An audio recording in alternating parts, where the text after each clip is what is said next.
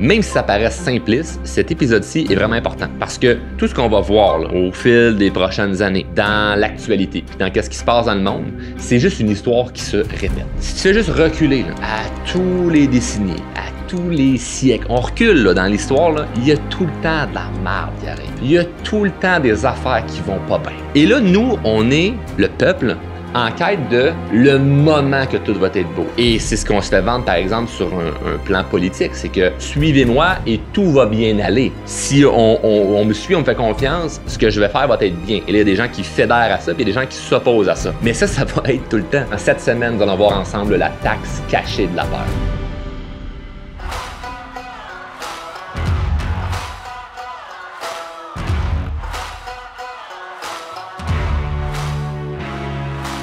C'est quoi la taxe cachée de la peur? Juste avant, je tiens à dire que la semaine passée, on a parlé de la peur de l'échec et que cette semaine, j'avais l'intention de parler de comment vivre avec l'échec. Et ça va être le sujet qu'on va voir la semaine prochaine puisque je ne peux pas passer à côté de ce qu'on va voir en ce moment. Puisque c'est d'actualité, c'est des choses qui se passent, que tu vis en ce moment, et je dois l'avouer, je suis coupable. Dans les dernières semaines, je n'ai jamais autant regardé ce qui se passe dans l'actualité, et j'en retiens que du négatif. Il n'y a absolument rien que ça m'a apporté de bon, et je vais quand même continuer un petit peu de regarder ce qui se passe, mais je me suis fait une stratégie qui va faire en sorte que ça va m'aider en fait à atteindre mes objectifs et mes buts durant l'année, peu importe ce qui va se passer dans le monde. J'ai pas envie de me dire que parce que mais là, le Canada, les États-Unis, le Mexique, la Chine, il y a quelque chose qui se passe, des chicanes dans le monde, ben moi, ça va me freiner mon élan. Et c'est un peu ça qu'on peut ressentir quand ça va pas bien quelque part. C'est comme si ça nous break, c'est comme si ça nous freine de notre élan qu'on est en train de créer. Puis si on est constamment en train de voir que ça va pas bien alentour de nous, mais pourquoi on se forcerait pour être inspiré, pour être motivé, pour accomplir des buts puis des rêves, quand dans le fond, ça peut tout s'écrouler en un instant parce qu'il y a une décision politique qui fait que ça nous glisse entre les doigts. Alors, en ce moment, on a vu, et je ne sais pas à quel moment tu écoutes l'épisode, OK, peut-être qu'il y a plein de choses qui se sont passées depuis le moment que j'enregistre en ce moment, puis le moment que tu écoutes, mais il y a plein de choses qu'on a vues, des annonces, OK, il va se passer ça avec les États-Unis et le Canada. 2 jours après, finalement, c'est plus ça, c'est une nouvelle affaire. Et là, il y a plein d'affaires qui changent. Et pendant ce temps-là, même si ce qui se passe peut être vrai, on joue là, vraiment au yo-yo mental avec tout le monde. C'est comme ça va mal, c'est pas si pire que ça. Ça va mal, c'est pas si pire que ça. Puis là, on est tous en haleine, là, où on regarde ce qui se passe, on veut savoir. Puis je suis coupable, là. Je veux dire, moi aussi, je suis pas dire inquiet, mais j'ai envie de savoir qu'est-ce qui se passe dans le monde. Mais il faut mettre une limite à ça. Et l'objectif de l'épisode, c'est de faire une stratégie qui va faire en sorte que on ne va pas se laisser trop distraire par toutes ces choses-là et de faire en sorte qu'on continue d'être dans l'action, puis dans le mouvement, puis dans le momentum, malgré ce qui va se passer dans le monde, que même si ça se met à aller très mal, ben, au moins, on a quand même des bases solides sur lesquelles on peut s'appuyer pour faire en sorte que, hey, ça continue. Là. La vie continue. Je ne vais pas mettre ma vie sur pause parce que là, ça aurait l'air qu'il y a des affaires qui se passent dans le monde. Donc, la première des choses, c'est de couper la peur à la source. Je vais donner des exemples bien concrets, des choses qui ne sont même pas dans la peur, mais que j'ai fait pour être moins distrait. Il y a une affaire que j'ai faite dernièrement que je trouve assez drôle, OK? Qui est sur Instagram. Sur Instagram, quand tu vas dans l'application, pas dans, quand tu vas dans l'application Instagram, bien évidemment, là, je vais l'ouvrir. Quand tu vas dans Instagram, tu vas dans la barre là, recherche. Je ne sais pas si je suis le seul gars qui a ça, peut-être qu'il y a des filles qui ont ça aussi, mais dans la barre recherche, là, il n'y en a plus, là, c'est génial, là. OK, je suis dessus en l'instant. Quand j'étais dans la barre recherche, souvent, les suggestions que j'avais, c'est pas des affaires que je regarde. C'est moi, sur Instagram, je regarde des choses d'inspiration, de croissance personnelle, de business, c'est à peu près ça, des choses sur la parentalité. C'est à peu près ça que je regarde. Et dans la barre recherche, dans Instagram, il y a plein de vidéos là, qui sont suggérées. Pendant un bon moment, puis là, si je scroll, il y en a encore un petit peu. Hein. C'est pas encore parfait. Ils veulent notre attention, hein, bien évidemment. Mais dans la barre de recherche, toutes les vidéos, puis les posts, puis les suggestions, c'était que des filles, je sais pas comment le dire poliment, là, mais mettons, qui se shake la boîte à lunch. Qui se montrent un peu plus, peut-être pour promouvoir leur autre compte qui commence par O, qui finit par F, puis là, ben, ils promouvoient leur affaire, puis ils ont le droit de faire ça. Mais moi, je peux pas me dire, écoute, moi, je regarde ça, là, des belles pitounes, là, puis ça me fait rien. Ben non, je suis en couple, moi. Voyons donc, hey, messieurs, si vous êtes mariés, vous êtes en couple, vous ne regardez pas si, les belles madames à gauche pas à droite. Ben non, c'est sûr qu'on ne fait jamais ça. Rapidement, si tu vois quelqu'un que tu trouves beau, belle, ça risque d'attirer ton attention. Et là, moi, ça m'énervait à chaque fois que j'allais sur Instagram pour ma business, pour aller voir mon compte drôlement inspirant, qu'est-ce qui se passe et tout ça, les messages, puis d'aller dans la recherche pour aller faire une recherche de quelque chose qui a rapport, mettons, avec mon travail, puis là, d'avoir une vingtaine de vidéos que moi, j'ai jamais cherché ça, là. OK? C'est pas l'algorithme qui me montre ça parce que aux 2 minutes, je m'en vais chercher ce genre de contenu-là. Je ne veux pas voir ce contenu-là. Je veux pas le voir parce que ça me distrait. Fait que je vais être vrai envers moi-même. C'est comme, je sais que ça me distrait, donc je vais bloquer ça. Alors là, sur l'application, il y a une espèce de bouton qui est, comment il appelle ça? Il appelle ça ce contenu. On va essayer de le faire là à l'instant. Là. Comment il appelle ça? Si je dis ça ne m'intéresse pas, il faut que je donne une raison. Puis là, ça dit cette publication me met mal à l'aise. Je viens de me le faire là pour une vidéo similaire à ça. Donc, cette publication me rend mal à l'aise. OK, je te confirme que de voir des belles personnes dans des beaux vêtements où il y en a qui n'ont pas trop de vêtements, ça me rend pas du tout mal à l'aise. OK? Fait que je me sens que je mens un peu à Instagram. C'est pas que ça me rend mal à l'aise, c'est que je sais que ça prend mon attention. Et mon attention, c'est ce qui est de plus important. Mon focus, c'est ce qui est le plus important. Donc, si mon attention est attiré par ce qui est très fort d'une manière dopaminergique, c'est-à-dire soit la sexualité, c'est-à-dire la peur, des choses comme ça, ben c'est sûr que je dois mettre une espèce de filtre à l'entrée. Donc, c'est pour ça que je dis de couper la peur à la source ou de couper la dopamine à la source. Donc, si tu sais que tu es sujet à, quand tu ouvres un Facebook ou Instagram ou peu importe, que un certain type de publication, ça l'attire ton œil, que ce soit pour la peur, la politique, d'autres personnes que tu trouves séduisantes ou tout ça, puis je suis content de l'aborder parce que je veux pas que ça soit un sujet tabou. On le sait, on ouvre les applications, on voit toutes sortes d'affaires. Tu le sais, c'est quoi qui est comme un trigger pour toi. Tu sais qu'est-ce qui te déclenche, quoi une réaction, est-ce que tu as le goût d'écrire un commentaire ou tu as le goût de lire le post au complet, mais qui ne te donnera pas un avantage. Si tu vois une vidéo, par exemple, de drôlement inspirant sur TikTok, puis tu fais « Ah, je sais que je vais rire ou je sais que ça va être inspirant », c'est parfait. Tu sais que ça te donne un avantage dans ta vie. Mais si tu le sais que on t'envoie une information, tu vas voir quelque chose qui fait juste voler ton énergie et tu n'as rien en retour, c'est une perte d'énergie qui est grave. Là. Et ça, on le minimise beaucoup trop, je trouve. C'est comme si, c'est pas trop grave. Mais à force de voir des choses qui nous font peur, des choses qui prennent notre énergie, ben, ça nous donne un gros désavantage. Donc, c'est pas nécessairement juste de dire, hey, on arrête de regarder ce qui est négatif. C'est de couper à la source ce qui nous avantage pas. Donc, moi, j'ai eu sans gêne fait le ménage de TikTok, Instagram, Facebook, toutes des affaires qui ne m'avantageaient pas, des affaires que je trouvais trop négatives. Je flushais ça. Et si je veux avoir de l'information, par exemple, d'un point de vue politique, je m'en vais faire des recherches Google, je m'en vais demander à ChatGPT ce qui se passe, je m'en vais sur YouTube écrire le titre de ce que j'ai envie de retrouver. Puis là, ben, il y a des entrevues là, qui peuvent sortir là, dans des émissions de radio, télé. Puis là, ben, je peux cliquer 8 minutes, 12 minutes. Là, j'écoute ça.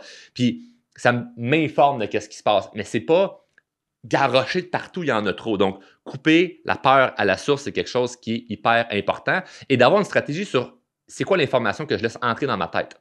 Donc, puisque ça vient un peu de façon non stratégique, c'est-à-dire on ouvre nos téléphones, la radio, tout ce qu'on consomme, c'est comme quand tu ouvres les médias sociaux, c'est pas nécessairement, tu vois pas ce que tu as choisi de voir.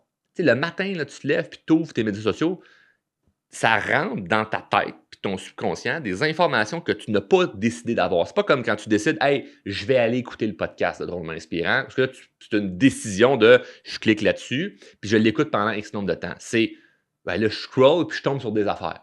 Puis c'est correct, je ne dis pas qu'il ne faut jamais faire ça. Ce que je dis, c'est que c'est très important d'avoir une stratégie qui contrebalance ça. Donc moi, j'en fais là, du scrolling là, sur les médias sociaux, de juste aller voir 10 minutes là, OK, après ma journée de travail, ce qui se passe, là, puis juste pour le plaisir, mais pas pendant une demi-heure, pas pendant 1 heure, pas pendant 2 heures. Petit 10 minutes, aller voir vite, vite. Après ça, je sors de l'application parce que sinon, ça prend toute mon attention. Et je le sais, c'est quoi d'autre que je vais écouter. Donc, j'ai des formations que je vais écouter, il y a des podcasts que je vais écouter, il y a des lives que je peux écouter. Donc, j'enregistre toutes les choses que j'ai envie d'écouter qui sont plus du contenu long. Et là, c'est une stratégie. Donc, la stratégie que tu peux faire, je le fais aussi avec mon podcast parce que j'aime ça, réécouter ce que j'ai fait pour voir qu'est-ce que je peux m'améliorer ou les autres sujets que je pourrais amener en m'inspirant de ce que j'ai déjà dit. Mais je te suggère de faire ça pour l'année 2025 au complet, ou si tu écoutes en 2026 ou 2027, de te mettre un défi où ce que pendant toute l'année, là, c'est comme, hey, à chaque semaine, je vais écouter tel type de contenu qui qui est à mon avantage. Je ne sais pas par où commencer, mais commence avec le podcast Drôlement Inspirant, tu l'écoutes déjà. Donc, à tous les semaines, ça sort à chaque dimanche un épisode. Si tu écoutes le lundi, le mardi, le vendredi, ça n'importe plus, mais à tous les semaines, il y a un nouvel épisode. Écoute l'épisode qui sort parce que tu le sais que ça va te donner un avantage dans ce que tu as envie de créer dans ta vie.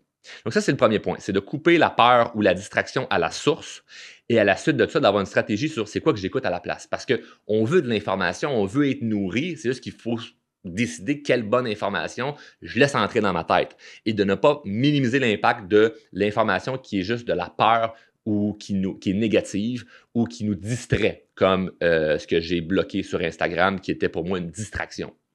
Alors, en faisant ça, on donne un avantage. Fait que ce n'est pas de dire, on se ferme les yeux et on ne regarde plus rien. C'est si j'ai regardé 5, 6, 7, 8, 10 minutes de niaiseries, puis de nouvelles négatives, puis tout ça sur les médias sociaux ou à la télé, puis après ça, j'ai 1 heure que j'écoute un podcast inspirant, ben ça contrebalance, là. Donc, dans mon esprit, dans ma tête, ce que j'ai comme information, c'est de l'information positive, c'est de l'information qui m'inspire à créer quelque chose pour ma vie, à faire quelque chose de positif pour ma vie. Donc, c'est l'élan que j'ai pour la journée. Et non, je ferme les applications et je fais « ça va donc bien mal dans le monde ». Il annonce une autre tempête de neige. Puis Gaston, quand il y a l'autre a dit aux États-Unis. Puis Gaston, quand la Chine a répliqué. Puis là, tu fais « c'est lourd ». Donc, tu peux être informé de ce qui se passe sans pour autant traîner cette lourdeur-là avec toi. Ça, c'est le premier point. Deuxième point, c'est de garder le contrôle sur ton focus. J'en ai parlé un petit peu, mais je trouve qu'on est souvent plus en réaction qu'en action.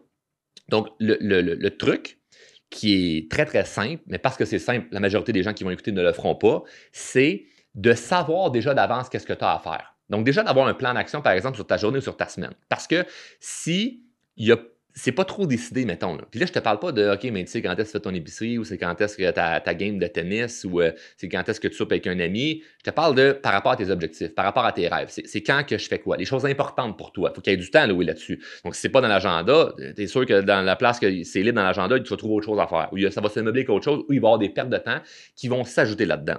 Donc, tu veux garder le contrôle, pas dans la mesure de je veux tout contrôler, mais dans la mesure de je sais où ce que je m'en vais. Puis oui, il va arriver des choses où ce que tu vas devoir être flexible, mais au moins, tu sais où ce que tu t'en vas. Donc, par exemple, moi, ce que je fais, je te donne mon truc, là, qui est bien simple. Le dimanche, j'aime ça, juste prendre un moment dans ma journée, une demi-heure, 10 minutes, 1 heure, dépendamment du temps que j'ai, puis la préparation que j'ai envie de faire, mais de préparer ma semaine.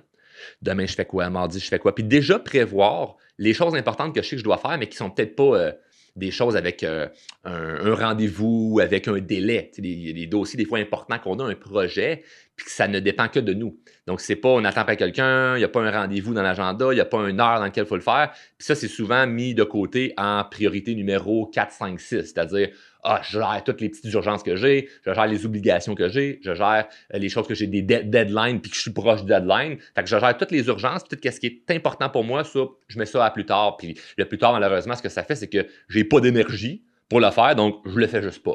Et c'est dommage parce que c'est des choses qui sont importantes. Fait que le dimanche, puis tu peux faire ça le lundi, le mardi, prends la journée que tu veux. Moi, j'aime ça le dimanche parce que je veux, de manière intentionnelle, le lundi, arriver au bureau et être prêt, savoir que j'ai ça à faire, j'ai ça à faire, j'ai ça à faire. Puis à chaque jour, je refais le lendemain, OK, je coche qu'est-ce que j'ai fait dans ma journée, je le lis, c'est écrit, c'est pas au hasard de même dans ma tête. Non, c'est écrit à plusieurs places. Puis j'aime ça l'écrire même papier-crayon pour juste avoir le plaisir de cocher ça c'est fait, ça c'est fait, ça c'est fait, ça c'est fait. J'ai une belle satisfaction à juste cocher qu'est-ce qui est fait. Et là, bon, moi, j'ai une direction. Fait que oui, je peux réagir à ce qui se passe parce qu'il m'arrive plein d'imprévus, plein d'affaires que je n'avais pas prévues, plein d'opportunités, puis que je peux ajouter dans ma semaine. Mais au moins, je ne vais pas négliger ce qui est déjà écrit là puis que je sais que je dois faire parce que c'est important, non pas parce qu'on me l'a imposé, mais parce que je l'ai décidé. Et si toute ma semaine, autant j'ai prévu des moments libres où ce que je fais une activité, des moments en famille, des moments en couple, des moments pour le travail, mais j'ai moins de temps pour les futilités ou aller justement scroller les médias sociaux puis d'essayer de voir ce qui se passe dans le monde ou perdre mon temps avec des choses un peu futiles. Donc, mon temps, il est déjà préparé sur quelque chose que je sais qui est important pour moi. Et ça fait en sorte que tu es moins sujet à tomber dans « je laisse aller plein de temps autour de moi puis je le perds ». Et juste pour te donner un exemple très précis, là. Mettons, on va faire un exemple avec la nourriture. Si tu le sais d'avance, ce que tu vas manger cette semaine, Ah, ben lundi, pour les lunchs, je fais ça. Mardi, pour les lunchs, je fais ça. Le soir, on va souper ça. Le soir, mettons que c'est prévu d'avance. OK? Il y a des gens qui sont très, très préparés d'avance pour leur alimentation, d'autres pas du tout. Je suis pas en train de dire, il faut absolument que tu aies toute ta meal prep de prête pour la semaine. Mais regarde bien ça. Les gens qui préparent à l'avance ce qu'ils vont manger dans la semaine sont beaucoup moins sujets à manger, par exemple, du resto, de la malbouffe durant la semaine. Parce que vu que c'est prévu, ben c'est là, c'est dans le frigidaire, c'est sa liste d'épicerie, c'est prévu. Donc, ils sont en action, ils ne sont pas en réaction. Si c'est pas prévu, puis c'est comme on verra demain que c'est qu'on mange, ben là, c'est facile de dire, m'a arrêté à commander un auto au McDo, puis là, tu t'alimentes mal, puis je dis pas que c'est mauvais. Ben oui, c'est mauvais de manger de la malbouffe, mais si tu le fais, no shaming on you, c'est comme pas de culpabilité là-dessus. C'est vraiment plus une question de décision de ce que tu as envie de faire de ta vie. Par exemple, moi, qui veux m'alimenter santé, je veux être en santé, je veux être en forme, je veux avoir de la vitalité, je veux avoir de l'énergie puis de la vie, ben je peux pas m'autoriser à manger de la merde, tu comprends? Donc, je préfère savoir à l'avance qu'est-ce que je vais manger durant la semaine. C'est juste un exemple simple que n'importe qui peut comprendre. Si ta semaine est préparée pour ce que tu vas manger, tu es moins sujet à succomber à de la malbouffe. Tu es moins sujet à succomber à manger quelque chose qui n'est pas bon pour toi. Parce que tu es déjà préparé. Fait que tu n'es pas en réaction, tu es en action. Fait que tu avais ton plan de match. Il peut arriver un impondérable ou une opportunité et tu t'es invité à souper un soir au resto. Ah ben oui, je vais y aller. Puis regarde, ce que j'avais prévu pour souper, ben, ce sera pour le lendemain ou je le mangerai tout court pas. C'est pas plus grave que ça, mais au moins, tu es en action. Donc, la meilleure façon de ne pas manger de la malbouffe, ben, c'est déjà savoir qu'est-ce que tu vas manger d'avance. Fait que si c'est déjà qu'est-ce que tu vas manger, ben, tu ne vas pas à la commande à l'auto, au McDo ou Tim Hortons, là. Tu ne vas pas là. Tu as déjà des choses dans le frigidaire que tu sais que tu vas manger pour la semaine. Donc, si ça en inspire à mieux s'alimenter, tant mieux. Sinon, c'est pas ça le sujet. Le but, c'est d'être en action et non en réaction. Fait que si tu sais ce que tu as à faire dans ta semaine, ben, tu es moins sujet à tomber dans des choses qui t'éloigneraient de ce qui est important pour toi. C'est pas moi qui te l'impose, c'est toi qui sais ce que tu veux faire qui est important pour toi. Fait que tu suis la ligne directive pour toi et non ce qui paraît bien que tu devrais faire. Fait que continue de manger ton Big Mac si c'est ça que tu veux manger. Continue de ne pas être préparé dans ta semaine si pour toi, c'est pas si important que ça n'est pas grave. L'idée ici, c'est de se donner une chance. Et la chance qu'on a, c'est de juste préparer où est-ce qu'on s'en va. Donc, si tu es préparé vers où est-ce que tu t'en vas, tu continues dans la direction de ce que tu t'en vas. Tu ne te laisses pas influencer par ce qui se passe alentour de toi. Troisième point, c'est de développer une discipline journalière. Donc, ce qui peut être fait pour juste développer un esprit plus résilient, c'est d'être habitué à faire quelque chose qui est inconfortable, mais que tu maintiens. Je vais te donner des exemples bien simples. Mettons, moi, tous les jours, je fais de la méditation. Bon, mais c'est pas facile de faire de la méditation à tous les jours. Des journées que ça me tente vraiment pas, des journées que je peux faire 1 heure de méditation, d'autres journées 15 minutes, des journées que 1 heure c'est facile, d'autres journées que 15 minutes. Si j'ai 3-4 hamsters dans ma tête qui se crissent des volets. Okay? C'est pas rien que j'ai un hamster dans ma tête qui tourne dans une roue puis que j'ai plein de pensées. C'est comme non, ils sont 3-4 puis ils veulent se battre. Donc, c'est bien compliqué. Mais je le fais quand même. Ou par exemple, moi j'aime ça prendre des douches froides parce que je me sens vraiment bien après, je me sens vraiment détendu, puis il y a plein de bienfaits alentour de ça. Mais je le fais. Est-ce que c'est tout le temps le fun quand je le fais? Non. Ou m'entraîner, je m'entraîne 3 fois semaine, mais je vais 3 fois semaine. Donc plus que j'ai des choses comme ça qui sont pas dans la grande rigidité, mais qui sont dans une discipline que à chaque jour, il y a des choses que je fais, ou j'ai justement un plan alimentaire que je suis, puis que je suis pas dans la rigidité, mais que j'essaie de le maintenir le plus possible. Mais ça m'habitue à avoir une discipline qui fait que puisque je suis habitué de faire des choses qui ne sont pas toujours confortables, mais qui sont pour mon bien-être, qui sont pour mon bien, qui sont pour un but que j'ai. Donc, par exemple, l'entraînement, mais pour mon physique, l'alimentation pour mon énergie. Donc, puisque ça a un lien avec mon bien-être, il n'y a pas de conséquences. Mais puisque ce n'est pas toujours facile, ça me forge mentalement à apprendre que c'est ça la résilience. C'est pas juste quand ça se passe pas bien et tu réagis bien. C'est aussi d'accepter que, oui, aujourd'hui, il y a ça à faire. Peut-être que ça ne me tente pas, mais je le fais pourquoi? Parce qu'il y a quelque chose de plus grand en arrière. C'est pas, je fais ça parce qu'on n'a pas le choix. On a tout le temps le choix. Mais avoir une discipline, c'est toi qui décides c'est quoi tu peux faire. Je te dis pas, hey, à partir de demain, il faudrait que tu fasses 50 push-ups à tous les jours. T'es pas obligé. T'es pas obligé de prendre des douches froides, pas obligé de manger keto, pas obligé de faire la méditation, pas obligé de faire du yoga, pas obligé de boire 3 litres d'eau par jour. Tu fais ce que tu veux. Mais au moins, de choisir quelque chose que tu sens qui te parle, puis qui va être un challenge pour toi. Un peu comme quand je parlais dans l'épisode sur l'alcool. Moi, c'est un challenge. Je disais, pendant 1 an, pas une goutte d'alcool, puis tout ça.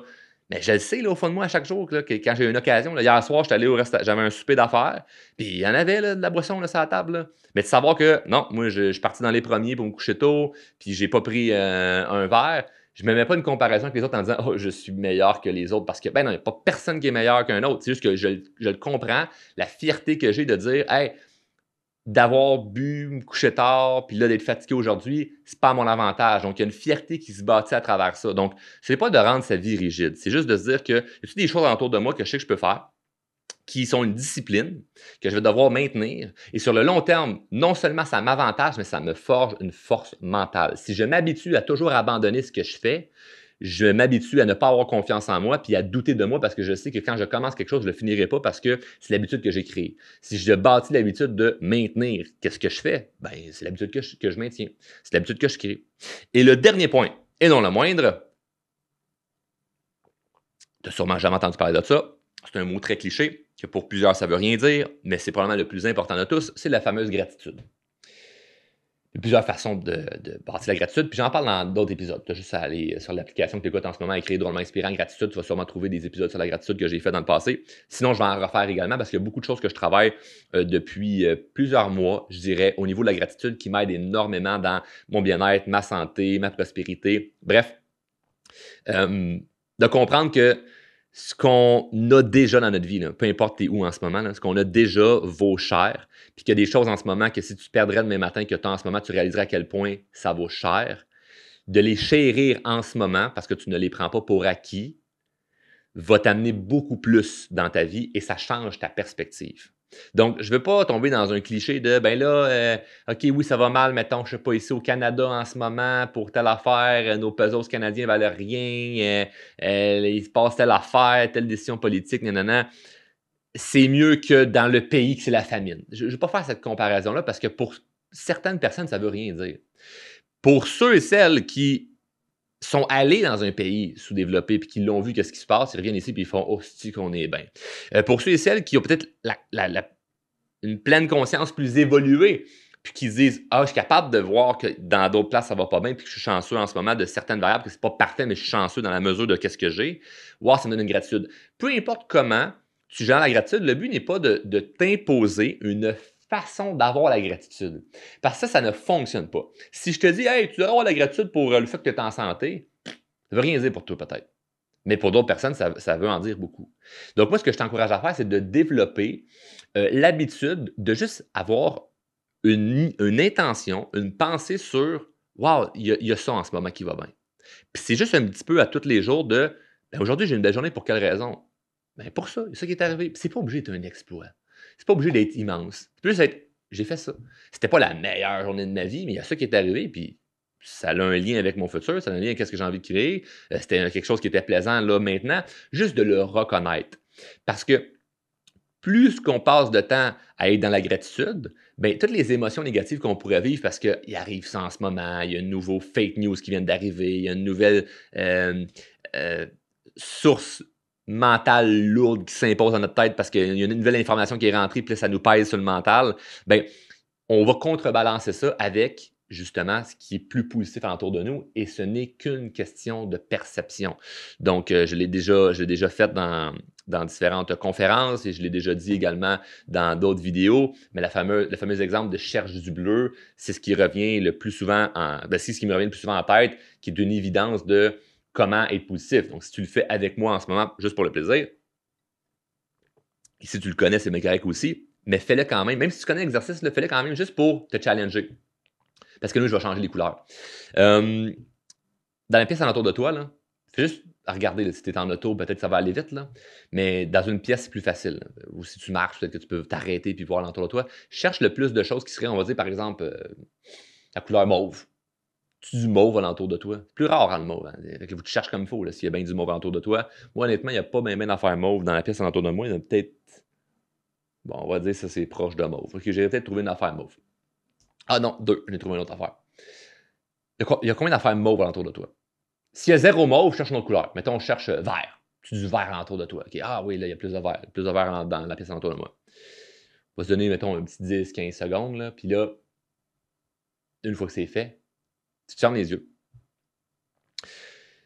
Tu te fermes les yeux, puis j'aimerais que tu me dises le nombre de choses que tu as trouvées qui étaient orange. Combien de choses as-tu trouvé qui étaient orange? C'est sûr que tu as trouvé moins d'orange que de mauve ou de vert. Pourquoi? Parce que tu cherchais du mauve ou du vert. Ça veut-tu dire qu'il existe moins d'orange autour de toi? Pas nécessairement. Il y en a peut-être moins, il y en a peut-être même plus. Mais peu importe, on pourrait être dans une pièce où il y a plein d'affaires de couleurs. Puis si je te dis, cherche le plus de bleu possible. Puis là, tu cherches du bleu, tu cherches du bleu, tu cherches du bleu. Puis tu fermes les yeux, tu te dis, qu'est-ce qui était blanc? Tu fais, ben, il y a plus de bleu que de blanc que tu te rappelles. Pourquoi? Parce que tu cherchais ça. Donc, ça ne veut pas dire qu'il n'y avait pas de blanc, qu'il n'y avait pas d'orange, qu'il n'y avait pas de mauve, qu'il n'y avait pas de vert. C'est juste que tu ne cherchais pas cette couleur-là. Donc, en ce moment, si on se dit, OK, cherchons qu'est-ce qui va mal dans le monde, ben, on va trouver plein d'affaires. Si on se dit, cherchons ce qui va bien dans le monde ou dans ton monde, qu'est-ce qui va bien dans ta vie en ce moment? Ben, il y en a plein d'affaires là, qui va bien dans ta vie en ce moment. Là. Fait que si on sort toute la liste de ce qui va bien en ce moment dans le monde ou dans ta vie, on ne sort pas la liste de ce qui va mal. C'est pas qu'on le nie, mais si on fait juste dire, ben, je vais me concentrer sur ce qui va bien, c'est pas la même émotion, c'est pas la même énergie, c'est pas du tout pareil. Donc, ça ne fait pas en sorte qu'il y a moins de ce qui va mal. Ça fait en sorte que tu expérimentes ce qui va bien parce que c'est ça sur quoi tu mets ton attention. La personne qui cherchait du bleu, pour elle, il y a beaucoup de bleu alentour d'elle. Pourquoi? Parce qu'elle cherche cette couleur-là. Mais pourtant, il y avait autant d'orange, peut-être même plus. Mais puisqu'elle regarde la couleur qu'elle a envie d'expérimenter dans sa vie, elle ne vit pas la même expérience. Donc, il y a des gens que toute leur vie vont dire que non, la vie, c'est orange. Parce qu'ils focusent juste sur l'orange. Et d'autres vont dire, ben non, la vie, c'est bleu. Pourquoi? Parce qu'ils focusent sur du bleu. Donc, il y a des gens qui vont dire que la vie est laide, que les gens sont méchants, qu'il y a plein d'affaires pas correctes, puis que lui, c'est un pas gentil, puis que ci, puis que ça. Puis d'autres qui vont dire que ben non, la vie, il y a ça, mais c'est pas juste ça, il y a beaucoup de bien. Donc, ça dépend vraiment de sur quoi tu décides de mettre ton attention. C'est vraiment une question de choix. Et même si ça paraît simpliste, cet épisode-ci est vraiment important. Parce que tout ce qu'on va voir là, au fil des prochaines années, dans l'actualité, puis dans ce qui se passe dans le monde, c'est juste une histoire qui se répète. Si tu fais juste reculer là, à tous les décennies, à tous les siècles, on recule là, dans l'histoire, là, il y a tout le temps de la merde qui arrive. Il y a tout le temps des affaires qui vont pas bien.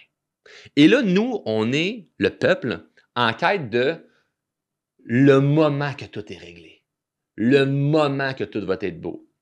Et c'est ce qu'on se fait vendre, par exemple, sur un plan politique. C'est que suivez-moi, mettons, un leader politique aurait le discours de suivez-moi et tout va bien aller. Si on me suit, on me fait confiance, ce que je vais faire va être bien. Et là, il y a des gens qui fédèrent à ça, puis il y a des gens qui s'opposent à ça. Mais ça va être tout le temps. Comme aujourd'hui, tu as 20 ans, tu as 30 ans, tu as 40 ans, tu as 50 ans, tu as 60 ans. D'ici le jour que tu vas mourir, même si tu as 20 ans et tu vis jusqu'à 120 ans, il te reste encore 100 ans à vivre là, pour le fun. On va dire ça de même. Il te reste 120 ans, il te reste 100 ans à vivre. Là. Dans 100 ans, ça va être la même cassette. Là. Ça n'aura pas changé parce que c'est comme ça depuis toujours. Et honnêtement, ça s'en va vers le mieux parce que tu le décides. Et ce n'est pas une petite phrase cute de motivation. On s'en va réellement vers le meilleur. Non pas parce que quelqu'un qui décide quelque chose, un nouveau leader politique qui arrive et que tout ça va faire changer le monde. On s'en va vers le mieux parce que tu as accès à beaucoup plus d'informations. Tu as accès à un niveau de conscience qui est différent parce que juste d'écouter le podcast en ce moment, ça t'ouvre à autre chose. Ça t'ouvre à voir qu'il y a d'autres perspectives qu'on peut prendre et tu te mets du positif dans ta tête. Et si ça ne va pas bien dans ton village, tu as toujours l'opportunité de changer de village. Tu as toujours l'opportunité de changer d'environnement. Tu as toujours l'opportunité de changer de groupe de gens avec lesquels tu es. Tu n'es pas un arbre qui est enraciné à la ville dans laquelle il est et tu ne vas pas bouger de là. Tu peux faire ce que tu veux. Dès lors que tu décides et choisis de faire ce que tu veux, de faire, hey, moi, peu importe ce qui va se passer sur la planète, là, ça va bien aller pour moi. La pire chose qui pourrait arriver, ce serait que dans le fond, la planète s'écroule. T'sais. Quand il y a un gros, un immense là, météore là, qui arrive sur la Terre, là, puis bading, badang, il n'y a plus rien. Là. À moins que ça l'arrive, là, pour moi, ça va tout le temps bien aller parce que je vais tout le temps réussir à m'en sortir. J'ai toujours trouvé des opportunités. Mais ça, c'est dans la mesure où ce que tu te vois comme étant quelqu'un de grand, tu te vois comme étant quelqu'un qui peut faire des choses. Tu te vois pas comme étant quelqu'un de ben c'est ça, moi, Chris, je suis pogné, je suis né à Boucherville, je vais mourir à Boucherville, puis je suis pogné ça toute ma vie, puis il n'y a rien qui va changer, puis Chris, mon boss, il est cheap, puis les impôts, puis le prix des chars, puis le prix du gaz, puis l'épicerie, puis le prix des cocombes, puis t'es pas pogné là-dedans, tu comprends? Tu sais que peu importe ce qui va se passer, tu vas pouvoir t'adapter là-dedans et tu n'attends pas que quelque chose soit réglé sur la Terre pour vraiment vivre. Tu n'attends pas que quelque chose soit réglé pour t'autoriser à vivre vraiment. La vie, c'est là. C'est maintenant. Là. Fait que là, fake news mentale, c'est la chose suivante. Il y a tout le temps des affaires qui vont nous popper. Là. Tout le temps plein d'affaires qui vont arriver. Là.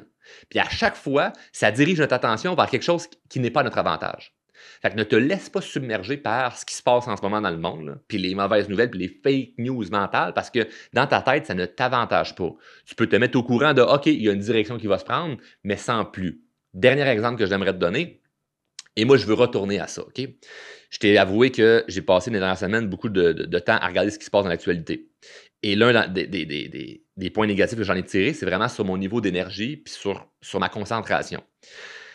Et je me suis rappelé dans le temps de l'année 2020, 2021, même un peu 2022, là, tu sais, quand on était là, pris avec les confinements, puis la pandémie, puis toute cette folie-là, je me souviens, le moment où au Québec, on nous avait dit qu'il fallait mettre des masques là, partout, on s'en allait, c'était comme rendu obligatoire là, dans les lieux publics. Moi, je n'étais pas au courant. Et je l'ai appris qu'il fallait mettre un masque, genre en rentrant à l'épicerie ou en rentrant à la pharmacie. Ce que je me suis fait dire, comme, je me souviens plus le moment parce que ça arrive une couple de fois, je me suis fait avertir parce que j'étais pas super assidu là-dessus. Moi, je sortais de mon char, je rentrais là, puis masque, là. Ah oui, j'ai ça un peu, là, puis je sortais une affaire tout cochonnée. Ben, ok, c'est beau, là, à moitié mis sur l'arrêt de même, là, puis là, ben, je m'étais fait avertir, puis j'étais pas en opposition, OK, là, je me battais pas que les gens qui me criaient après de mettre un masque, là, je le mettais, puis c'est correct. Puis bref, je l'ai appris parce qu'on me l'a dit, tu sais, comme « Hey, faut que tu fasses ça ». Fait que quand même que j'étais pas au courant parce que j'écoutais pas tout ce qui suivait, ça n'a pas changé grand-chose dans ma vie. Puis au contraire, ce qui s'est passé, c'est que moi, j'étais tellement occupé à bâtir ma business. Il y a beaucoup de gens aujourd'hui qui me disent « Hey Charles, toi, c'est pendant la pandémie, ça a été bon tes affaires. » J'ai dit « Ça a été incroyable. » C'était incroyable parce que, bien évidemment, tout le monde était chez eux, en ligne, sur leur téléphone, puis il y avait juste ça à voir, là, des vidéos, puis tout ça. Puis le TikTok a commencé à ce moment-là. Ben, un peu avant, j'étais arrivé à 2019 sur TikTok. Mais à ce moment-là, j'ai fait beaucoup de contenu sur les médias sociaux, le podcast et tout ça. Donc, j'ai tellement travaillé fort à ce moment-là à me concentrer mon attention sur « Hey, bâtir ma business », non pas en me disant « Ah, il y a un timing d'affaires parce que là, le monde va me découvrir ». Pas en tout, juste, je vais être concentré sur ce qui va pouvoir m'amener du beau dans ma vie. Et puisque je partais de, on va dire, rien, c'est-à-dire c'était très, très petit mon projet, ben, j'avais pas de temps à perdre à aller voir ce qui se passe alentour. Là, aujourd'hui, en étant plus vieux, plus mature, une entreprise plus établie, ben, j'ai comme moins de risques de passer une demi-heure, une journée, 2 jours à regarder qu'est-ce qui se passe. Ben, j'ai moins de couteau entre les dents. Tu comprends ce que je veux dire? Donc, là, je reviens à cette fin-là, à cette motivation-là de dire comme non, t'as peu là, tu as des grands défis, tu as des grandes choses que tu vas accomplir. Reviens à cette mentalité-là de tu n'as pas besoin de tout savoir ce qui se passe dans le monde. On t'avertira à l'épicerie.